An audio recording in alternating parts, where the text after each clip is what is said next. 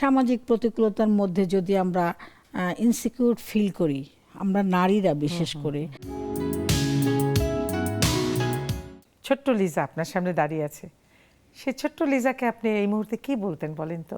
সেই লিজাকে আমি শিক্ষক লিজা হিসাবে বলতে চাই যে তার যে প্রচেষ্টা ছিল, সেই প্রচেষ্টাটুকু যদি আর একটু শানিত করা যেত, আরও একটু ধার দেয়া যেত, তাহলে বোধহয় তার স্বপ্নটা আরও বেশি পূরণ হতো। হয়তো স্বপ্ন যতটুকু ছিল সবটুকু কিন্তু পূরণ হয়নি। প্রত্যেক নারীর মধ্যেই কিন্তু ছোট ছোট অনেক স্বপ্ন থাকে।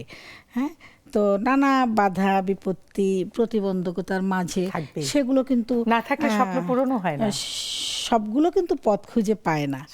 কিছু কিছু স্বপ্ন পথ খুঁজে পায়, কিছু কিছু স্বপ্ন পায় না। তো এই যে পায় না, এই না পাওয়ার পিছনে কিছু প্রতিবন্ধকতা প্রতিকূলতা থাকে। এই প্রতিকূলতাগুলো হচ্ছে আসলে সামাজিক প্রতিকূলতা, পারিবারিক কিছু প্রতিকূলতা থাকে, অর্থনৈতিক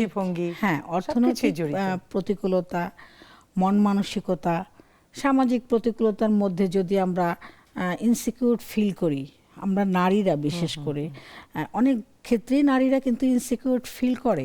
এই যে যথাযথ নিরাপত্তা না পেলে সে কিন্তু যে কাজটি করার জন্য উদ্যমী হয়ে এগিয়ে এসেছে সেটা হয়তো সেভাবে অনেক সময় করতে পারছে না। বৈষম্য আছে, একজন পুরুষ একজন নারীর মধ্যে বৈষম্য আছে, পড়াশোনার ক্ষেত্রেও জবের ক্ষেত্রেও।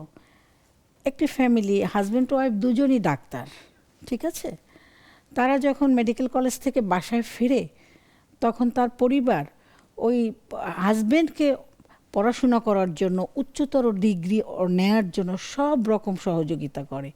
কিন্তু অনেক ডাক্তার মেয়ে আছে, সবাই না, অনেক ডাক্তার মেয়ে আছে যাদের এমবিবিএসের পরই তার লেখাপড়া শেষ হয়ে যায়।